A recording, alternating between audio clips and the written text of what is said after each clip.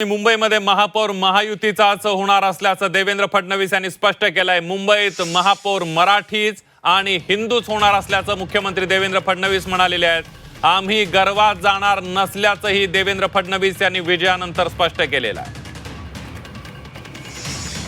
मुंबईच्या महापौराच्या चर्चेला पूर्ण विराम आहे, कारण महायुतीचं बहुमत आलं आहे। महायुतीने पहिल्यांदाच स्पष्ट केलेलं आहे, महापौर महायुतीचा, महापौर मराठी, महापौर हिंदू।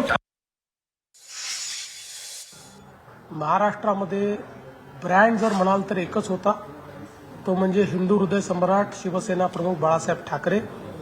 इतर कोणीही आपल्याला ब्रँड समजणं हे अतिशय अयोग्य आहे। तशा पद्धतीने कोणीही समजू नये असं माझं मत आहे। मी असं म्हणेन की आमच्या विकासाच्या अजेंड्याला मुंबईकरांनी साथ दिलेली आहे। मी असं म्हणतो की जर बाळासाहेबांच्या विचारांशी प्रतारणा केली नसती तर ही अवस्था कधीच आली नसती। शिकण्याचा आनंद आपण व्यक्त केला पाहिजे, पण कुठल्याही परिस्थितीत आपला आनंद हा कोणाला उन्माद वाटेल असा प्रकारे आपण ते करू नये।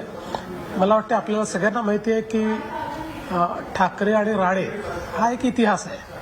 त्याच्यामुळे कधी कधी काही गोष्टी जेव्हा अभिव्यक्त होतात तर त्याला एक पार्श्वभूमी असते, ती पार्श्वभूमी त्याला आहे।